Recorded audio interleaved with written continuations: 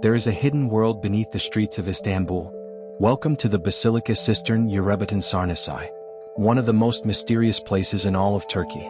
Built in the year 532 by Emperor Justinian, this is the largest surviving underground cistern in Istanbul.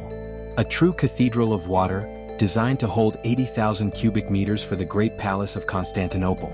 The water arrived from the Belgrade forest, nearly 20 kilometers away, through the Valens aqueduct and a network of tunnels. Look around you. The cistern covers 9,800 square meters. 336 massive marble columns, each 9 meters tall, arranged in 12 rows of 28, holding up a forest of brick vaults. Almost every column is different, because they were taken from ruined pagan temples. 2 columns are especially famous.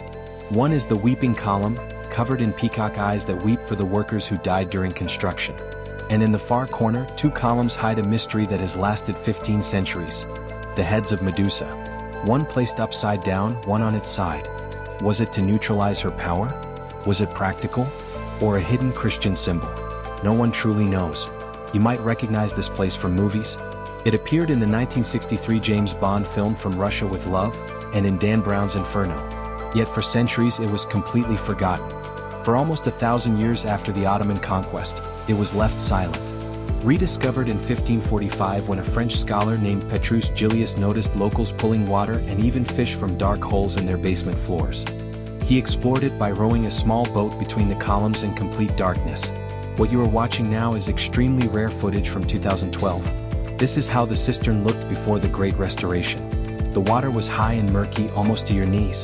The air was thick, cold, and heavy with 100% humidity.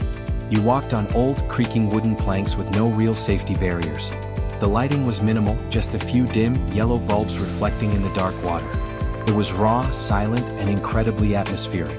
Huge carp, some over a meter long and decades old, swam beneath your feet in silence. It felt less like a museum and more like a lost, sunken palace that time had forgotten. Now look at today. After the massive restoration between 2018 and 2022, the cistern was completely drained for the first time in modern history. Over 50 tons of mud were removed. Every single column was meticulously cleaned, reinforced with carbon fiber, and protected against earthquakes. The original brick floor from the time of Justinian was revealed again after centuries under mud.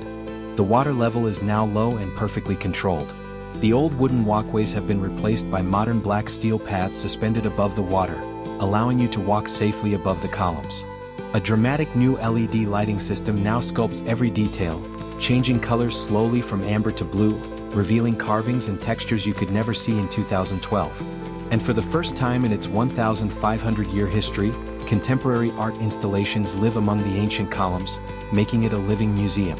Today it is safer, brighter, and more spectacular than ever.